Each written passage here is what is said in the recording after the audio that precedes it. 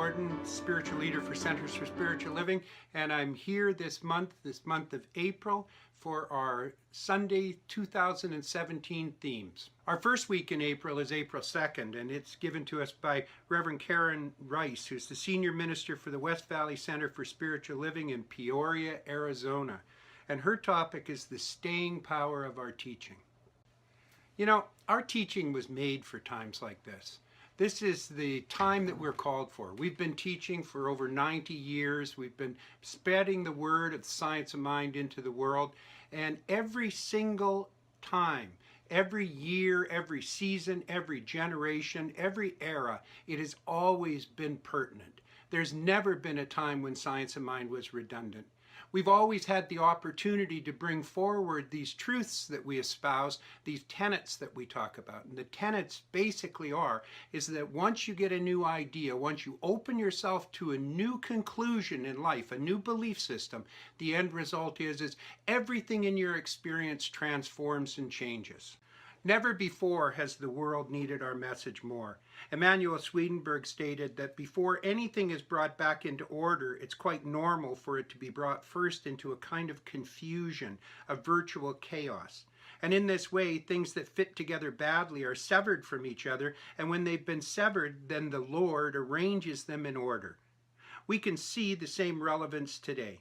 It's clear that something new is trying to happen, trying to emerge in our world around us. We see it in our business, in the business world, the world of finance. We see it in the political world. We see it in the spiritual and religious world. There has become an awakening within humanity. And I'll share with you is that there is a greater light that has ever happened before. And when that greater light shines upon us, what we'll see is a greater shadow. And that shadow is what we're dealing with here today. Dr. Holmes in The Love and Law, page 22, said, "You'll find your word has the amount of power, the amount of intelligence that you put into it, and it has creative power according to the amount of absolute conviction and the impulse of love which is behind it." He also said in Love and Law on page 27 that your final emancipation will be written by your own hand, thought by your own mind, recognized as your own birthright. For me, this means that it's incumbent upon us to transform and change who we are. In order for us to have a voice in the world, we have to model our own teaching, which means we can no longer afford to step forward and speak from anger or hatred or resentment or prejudice.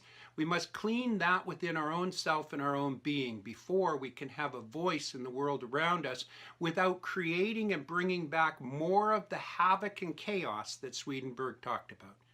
The possibilities are absolutely limitless. What we can do if we center ourselves and move forward in the tradition of our teaching and the belief in the rightness of it, the end result is that we will not only see the goodness of life, but we will see the transformation to goodness of the world around us. Thank you and bless you.